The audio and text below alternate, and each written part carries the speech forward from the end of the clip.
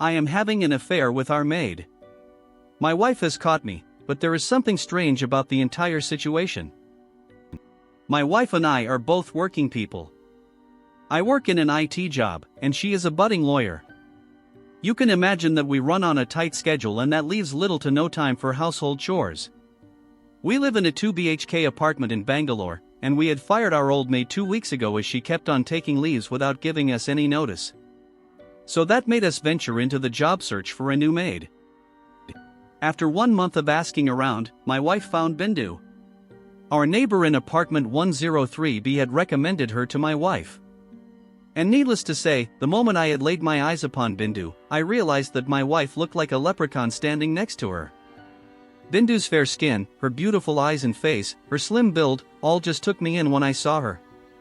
I wanted to feel some guilt about it, but honestly, can you blame a guy for getting attracted to a beauty like that? So I decided to have an affair with Bindu. My wife would not have noticed anyways since I work from home and she goes to the local court. Slowly, over a week, I built a rapport with Bindu, and by her blushing gestures, I guessed that she liked me too. I first initiated a kiss with Bindu during a Tuesday evening, 2 weeks after we had hired her. But unfortunately, that happened to be the last time.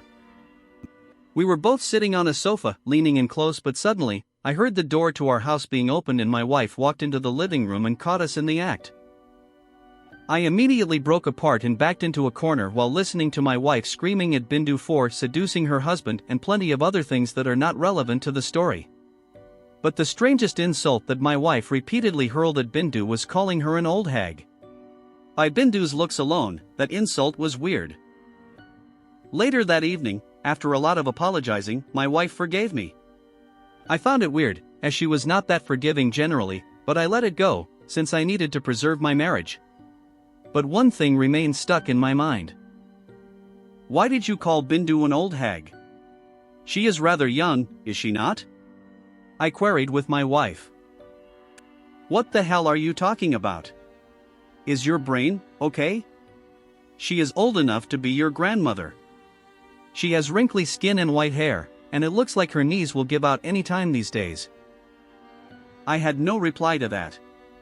I felt like this incident had hit my wife so hard that she was simply delusional now. But anyways, I am going to stop the affair. It is not worth ruining my marriage over. And explaining the whole situation to my parents would be worse, as they think of me as their well-behaved and traditional son. We also decided to continue keeping Bindu around, as losing a maid in this economy was not worth it over one indiscretion.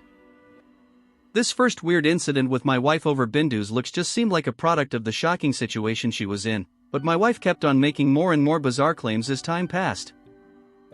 The second incident happened over a disagreement over our son. Just yesterday, Bindu was singing a beautiful lullaby to our 1-year-old. And she kept on singing for 4 hours, just sitting in one place while gently rocking the red cradle. I remember going for a nap at 1 p.m. and waking up at 4 p.m., and she was sitting at the exact same place singing the same words over and over. "Oh little baby, you are so cute, we will drown you in a well." The lyrics may seem alarming, but that was just because she was from a village nearby, and villages have odd lyrical lullabies. In my sleepy state after I had woken up, I hallucinated for 1 minute straight. Because I kept on looking at Bindu's feet and they were turned backward. I rubbed my eyes after that and they had turned to normal. Later, I confronted my wife about not taking care of our son. After all, Bindu was obviously taking better care of him than me. But she looked at me like I was crazy. "We have no son. And we really need to get you checked with a doctor." "What? We have a 1-year-old, how could you forget? And you should pay more attention to him. Bindu sang a lullaby to him for 4 hours straight today. She takes way better care of him than you do." "Ugh. I am taking a divorce from you. You seem to be hallucinating things that are not there. And another thing, Bindu took a leave today. She sent me a message on WhatsApp. So, whatever it was you keep on seeing, it is not Bindu. It is just your brain going schizophrenic. But we have a son together. How could you just forget about him?" My brain happened to stick upon that question, because that seemed like the most important thing right then, among the abnormal incidents around our house and my wife's losing grip on reality. Because seriously, making lies around our maid was one thing, but lying about our son? That was a new low. Oh really? Then tell me the name of this son you keep on talking about. What does he look like? What is his birth date? Where is he right now? Because I don't see any 1-year-old babies around here. And where is his toy box? His cradle? My wife queried with a raised eyebrow. I opened my mouth to answer that question, and my mouth kept on stretching wide for a minute. I tried to remember these details, but my mind could not recall these things. My wife kept on looking at me with a mixture of anger and nervousness as she had been proven right. I finally managed to close my mouth and huffed as I went to sleep. She was going to sleep in the other bedroom, not wanting to be around me. The third weird incident happened when my wife tearfully told me that she was going to leave the house, as she saw Bindu crawling on all fours on the walls in my bedroom last night. I once again told my wife that she was crazy. It was true that I had secretly called Bindu to our home last night at 1 a.m. to take care of our crying son in the living room, as my wife had locked her bedroom door to sleep and apparently did not care for him at all. But he stopped making a racket after 15 minutes of Bindu singing her signature lullaby to him and rocking his red cradle. She really was a good caretaker of my child. I slept soundly after that. I told my wife as such, and she screamed at me, "We do not have a child. I think we have invited a chudale into our house. If you want to live, get out of the house already." She ran outside our home sobbing after that, taking her luggage with her. For those who do not know, a chudale is the Indian equivalent of a creepy witch, like the ones you see in the movie The Ring, except her trademark is that her feet are backward. I wondered if my wife would ever regain her grip on her sanity back, since Bindu is no chudale.